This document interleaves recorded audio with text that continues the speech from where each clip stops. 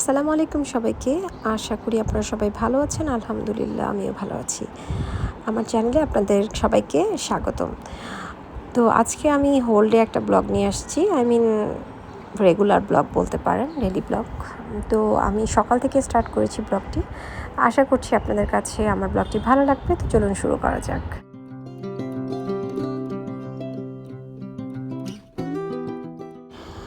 তো সকালে ঘুম থেকে উঠেছি, ফ্রেশ হয়ে বাচ্চাদের জন্য ব্রেকফাস্ট তৈরি করেছি। যদিও আমার বাচ্চারা সকালবেলা ব্রেকফাস্টে খুব হেভি কিছু খায় না, অনেক সময় খেতেই চায় না। তো আমি যেটা করি যে খুব লাইট কিছু দিয়ে, হয়তো একটা এগ বা মিল্ক এই ধরনের কিছু। তো আজকে আমি ওদেরকে বিস্কিট আর মিল্ক দিয়েছি।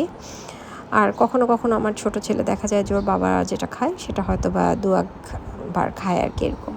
তো এনিওয়ে, তো ওদেরকে খাওয়া দাওয়া স্কুলে বিদায় করে দিলাম। ওরা স্কুলে চলে যাওয়ার পর আমি নিজের ব্রেকফাস্টটা সেরে নিয়েছি অফ ক্যামেরায়। তো ব্রেকফাস্ট সেরে নেওয়ার পরেই সরাসরি চলে আসলাম কিচেনে, কারণ আমাকে যেহেতু আমার বাচ্চাদেরকে পিক করতে হয় 12:30-র মধ্যে বাসা লিভ করতে হয়, যেহেতু সেজন্য আমি সব কিছু ভিজিয়ে রেখেছিলাম ব্রেকফাস্ট করার আগে। তো আমার বুয়ার কাছে আমি সব কিছু প্রিপেয়ার করেই রাখি আগে থেকেই, যাতে করে আমি কিচেনে গিয়ে সহজেই সব কিছু করে নিতে পারি। তো আমি রান্নাঘরে চলে আসলাম। তো আমি আজকে মুরগি রান্না করব। বাসায় আসলে একটা মিট আইটেম থাকতেই হয়। বাচ্চারা খুব বেশি আমার বাচ্চারা ফিশ খেতে খুব একটা পছন্দ করে না, যে কোনো মোস্ট অফ দ্য ডে আমি ট্রাই করি কোনো একটা মিট রাখতে। তবে সামটাইম আমি ফিশও চেষ্টা করি ওদেরকে খাওয়ানোর জন্য, হয়তো ইচ্ছে করি চিকেন বা কিছু রাখি না, যাতে মাছটা খেতে বাধ্য হয়। তো এনিওয়ে, আমি কিচেনে চলে এসেছি। আমি আজকে মুরগি রান্না করব, দেশি মুরগি। তো মুরগি রান্নার জন্য আমি প্যান নিয়েছি, প্যানে অয়েল দিয়েছি, পেঁয়াজ দিয়েছি। পেঁয়াজটাকে একটু হালকা ব্রাউনিশ করে ভেজে নিই। এর মধ্যে আদা রসুন বাটা, ধনে গুঁড়ো, জিরা গুঁড়ো, মরিচ গুঁড়ো, গরম মশলা গুঁড়ো, তেজপাতা এবং এক্সট্রা গরম মশলা সব কিছু দিয়ে খুব ভালো করে মশলাটাকে আগে কষিয়ে নেব। তো মশলা কষানো হয়ে গেলে আমি এর মধ্যে মুরগিটা অ্যাড করব। মুরগিটা অ্যাড করে অল্প অল্প করে পানি দিয়ে খুব ভালো করে মুরগিটাকে কষিয়ে নেব।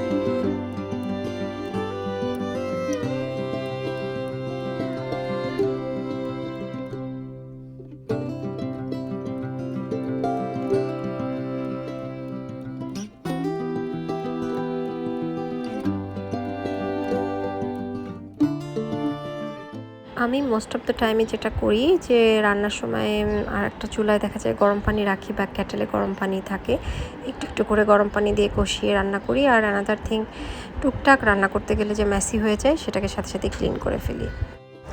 এতে করে দেখা যায় যে রান্না শেষে যে ক্লিনিংটা করতে হয় এটাও অনেক সহজ হয়ে আসে, আর রান্নাঘরটাও দেখতে পরিষ্কার লাগে। দ্যাটস ওয়াই রান্না করতেও ভালো লাগে। অ্যাকচুয়ালি মেসি জায়গায় আমার কোনো কিছু করতে খুব একটা তেমন ভালো লাগে না। এনিওয়ে, আমার মাংস রান্নাটা প্রায় হয়ে এসছে। আমি এর মধ্যে একটু টমেটো অ্যাড করেছি, ফ্রোজেন ছিল, এই জন্য এটাকে এর সাথে মিশিয়ে নিলাম মুরগির সাথে। এরপরে আমি মাংসটা খুব ভালো করে কষানো হয়ে গেলে আমি একটু গরম পানি অ্যাড করব, আর শেষে আমি একটু গরম মশলার গুঁড়া অ্যাড করেছি।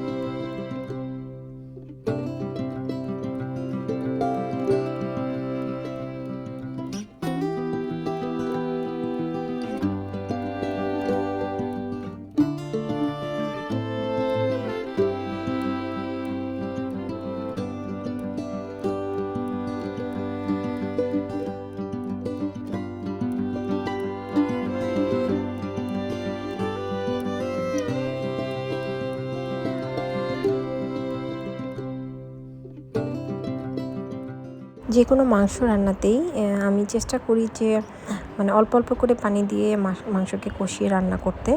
একবারে যে 2-3 বার কষিয়ে নিয়ে একবারে ঝোল দিয়ে দিলাম, আমি চেষ্টা করি সেটা অ্যাভয়েড করতে, তাতে করে মাংসের টেস্টটা ভালো হয় এবং মাংস খুব ভালো টেন্ডার হয় অ্যাকচুয়ালি। সো আমার রান্নাটা প্রায় হয়ে এসছে। আমি অল্প অল্প করে পানি দিয়ে বেশ অনেকবার কষিয়ে কষিয়ে রান্না করেছি। তো আমি মাংসটা ভুনা ভুনা রাখবো। তো আমার মাংস রান্নাটা হয়ে গিয়েছে, এখন আমি চুলাটা বন্ধ করে দেবো। তো এর ফাঁকে আমি কিছুটা পেয়ারা কেটে নিয়েছি, পেয়ারা মাখা খাবো। এরপরে রান্নাটা বাকি যে অংশটা আছে সেটা শেষ করে নেব। তো আমার বাসায় আমার ছোট ছেলে স্কুল থেকে চলে এসেছিলো, তো ড্রাইভার নিয়ে এসেছিলো। তো আমি এখন আমি আরও মিলে বসে খাচ্ছি। তো এই ফাঁকে আমি রান্নাটাও বসিয়ে দিতে কিচেনে চলে এসেছি। আমি এখন মাছ রান্না করব। আমি আমার এখন ভয়েস ওভার দেওয়ার সময় যেটা মনে পড়ছে, আমি মনে হয় রুই মাছই রান্না করেছিলাম, কারণ রুই মাছ আর কাতলা মাছের মধ্যে আমার মিক্সড হয়ে যায়, আমি খুব একটা ভালো চিনতে পারি না। তো যাই হোক, আমি কড়াইয়ে তেল দিয়েছি, এরপরে পেঁয়াজটাকে ভেজে নিচ্ছি। আমি সবসময় পেঁয়াজটাকে একটু হালকা লাল ব্রাউন করে ভেজে নিই, মানে হালকা একদম, কারণ যদি আমি জাস্ট ট্রান্সপারেন্ট কালার হওয়ার সাথে সাথে মশলা দিই তাহলে দেখা যায় যে রান্নার পরে এটা কাঁচা কাঁচা হয়ে থাকে, আমার সেটা আসলে ভালো লাগে না, বা আমার ফ্যামিলির কেউ খুব একটা এটা পছন্দ করে না। তো এনিওয়ে, আমি এর ভেতরে একটু রসুন বাটা দিয়েছি, একটু গ্রেভিটা মানে ভালো হওয়ার জন্য, আর একটু পেঁয়াজ বাটা দিয়েছি, একটু হলুদ গুঁড়ো রসুন গুঁড়ো দিয়েছি, একটু জিরার গুঁড়া দিয়েছি। তো দিয়ে আমি খুব ভালো করে মশলাটাকে কষিয়ে নেব। মশলাটাকে ভালো করে কয়েকবার পানি দিয়ে কষানোর পরে এর মধ্যে আমি মাছ অ্যাড করব।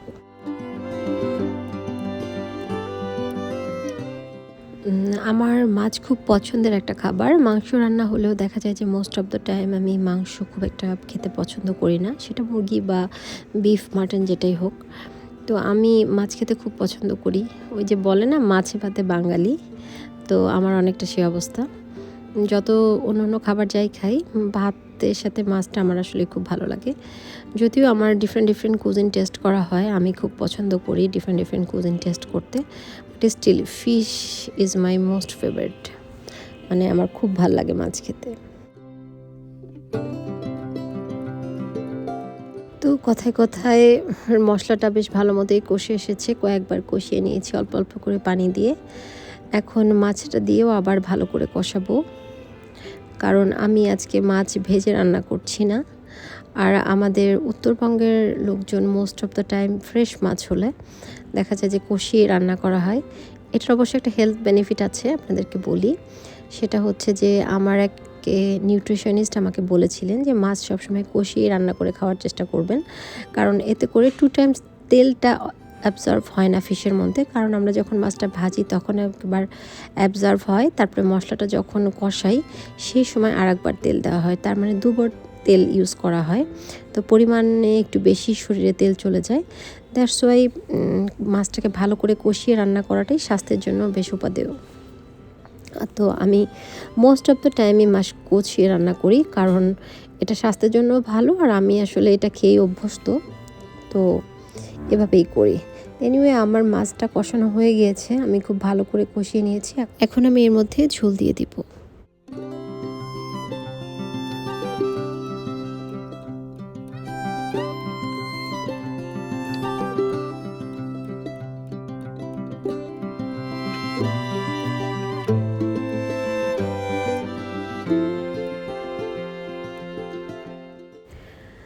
তো ঝোল দিয়ে মাছটাকে ঢেকে দিয়েছিলাম, ঢেকে দিয়ে কিছুক্ষণ রান্না করব। এরপর আবার একটু নাড়াচাড়া করে মাছটা যখন খুব ভালোভাবে কষিয়ে নেওয়া হয়ে যাবে, এই পর্যায়ে মাছগুলোকে আমি উঠিয়ে নেব।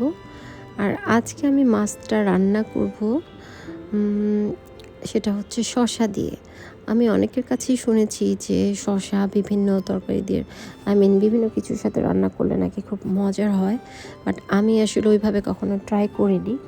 তো আমার ঘরে যে শসা ছিল স্যালাড খাওয়ার জন্য, সেটা দিয়ে আমি আসলে ট্রাই করলাম, দেখি কেমন লাগে।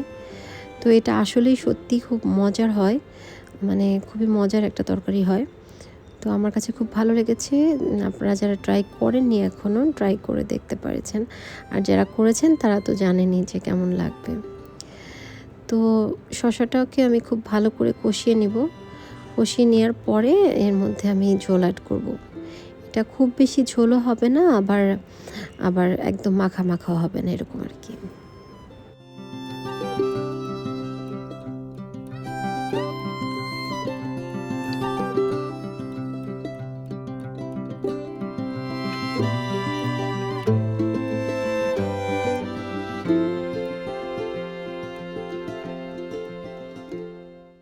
সবজিতে ঝোল দেওয়ার পরে এর মধ্যে বলক চলে এসেছিলো, তাই আমি এর মধ্যে কষিয়ে রাখা মাছগুলোকে দিয়ে দিয়েছি। এখন আবার ঢেকে দিচ্ছি খুব ভালো করে বয়েল হওয়ার জন্য।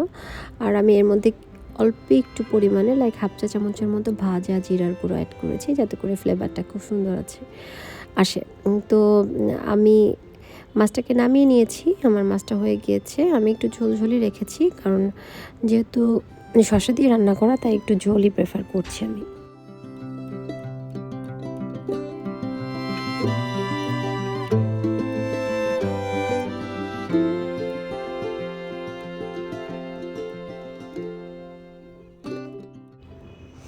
রান্না শেষ করে তাড়াতাড়ি করে ফ্রেশ হয়ে নিয়ে ছেলেকে আনতে গিয়েছিলাম। তো স্কুল থেকে আনার পরে আবার হাত মুখ ধুয়ে নামাজ পড়ে খাওয়া দাওয়া করে রেস্ট নিয়েছি, টায়ার্ড হয়ে গিয়েছিলাম। আমি আবার ইদানিং একটু কাজ করতেই দেখা যাচ্ছে কেন জানি টায়ার্ড হয়ে যাচ্ছি। তো তারপরে বাচ্চাদের স্কুলের কিছু কাপড় ছিল, বিকালে একটু চা খেয়েছি, তারপরে সেগুলো প্রেস করলাম। প্রেস করার পরে কিছুক্ষণ একটু নিজের ঘরের আনুষঙ্গিক কাজ ছিল, সেগুলো সব সেরে নিয়ে তারপরে চলে যাব রাতে কিচেনে, রাতে ডিনার তৈরি করার জন্য।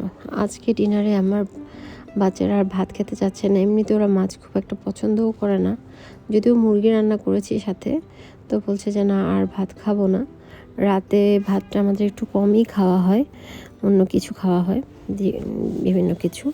তো আজকে আমি চাইনিজ স্প্যাগেটি রান্না করব, মানে যেটাকে আমরা চাউমিন বলি, চাইনিজ স্টাইলের চাউমিন, তো ওইটা রান্না করব। তো ওটাই আজকে আমাদের ডিনারের জন্য আমি রেডি করব।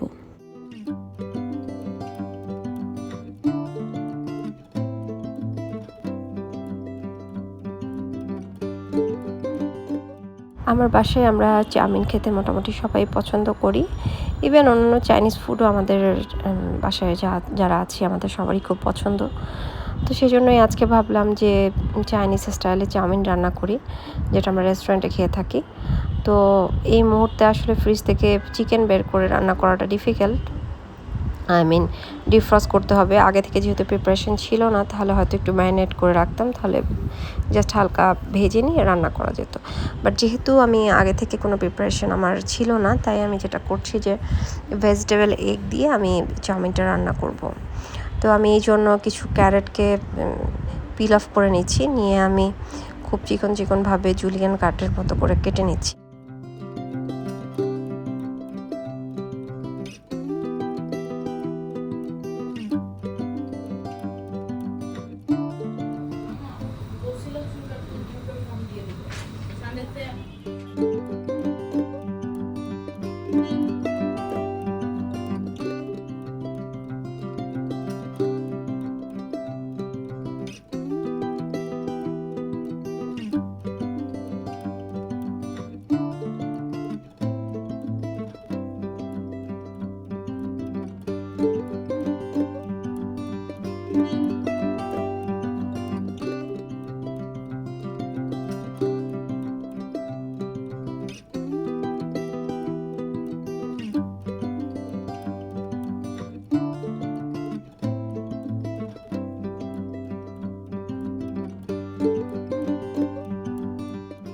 তো এই ফাঁকে আমার সবজিগুলো সব কেটে রেডি করে নেওয়া হয়ে গিয়েছে, এবং আমি একটা প্যানে পানিও বসিয়ে দিয়েছিলাম নুডলসগুলোকে সিদ্ধ করে নেওয়ার জন্য।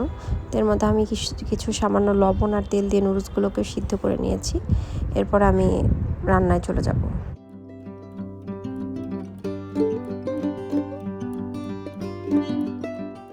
আমি যে প্যানে রান্নাটা করব, সেই প্যানের ভিতরে কুকিং অয়েল দিয়ে নিয়েছি প্রায় 4 টেবিল চামচের মতো। আর এর ভিতরে আমি গার্লিক এবং অনিয়নের একটা চপ রেডি করে নিয়েছি, চপারের ভিতরে গার্লিক অনিয়ন দিয়ে চপ করে নিয়েছি। তো সেটা দিয়ে খুব ভালো করে নেড়ে চেড়ে সতে করে নেব।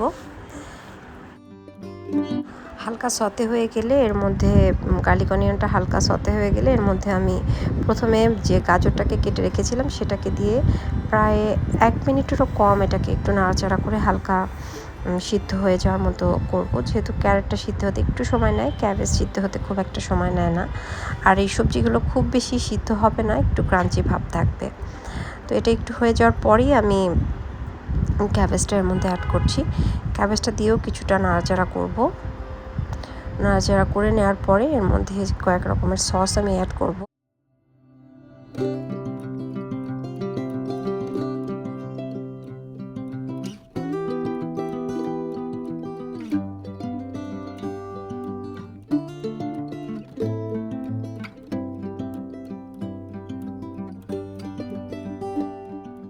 তা আমার ক্যারট এবং ক্যাবেজটা মোটামুটি সাথে হয়ে এসছে। এরপর যে আমি টমেটো সস অ্যাড করছি প্রায় 3 টেবিল চামচের মতো। এরপরে আমি অ্যাড করব চিলি সস প্রায় 3 টেবিল চামচের মতো। এখানে সসগুলো একটু বেশিই যাবে এই চাউমিন রান্নাতে।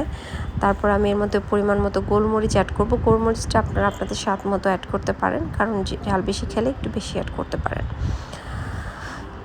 এরপরে এর মধ্যে 2 চা চামচের মতো সিরকা অ্যাড করব। আপনারা চাইলে, আমি অন্য সময় যেটা দেখা যায় যে একটা বাটির মধ্যে পেস্টটা বানিয়ে নিই, তারপরে পুরোটা ঢেলে দিই, বাট আজকে যেহেতু আমি তাড়াহুড়া করে জিনিসটা করছি সেজন্য এখান থেকে দিয়ে দিলাম। তো 2 চা চামচের মতো এর মধ্যে অ্যাড করছি সয়া সস। আপনারা চেষ্টা করবেন সয়া সসটা দেওয়ার পরে যদি প্রয়োজন মনে করেন তাহলে লবণটাকে অ্যাড করতে, কারণ সয়া সসের ভিতরে লবণ থাকে। আর একটা কথা, নুডলসটা বয়েল করার সময় কিন্তু আমি লবণ আর একটু তেল অ্যাড করেছিলাম। তো এর মধ্যে গোলমরিচ অ্যাড করছি।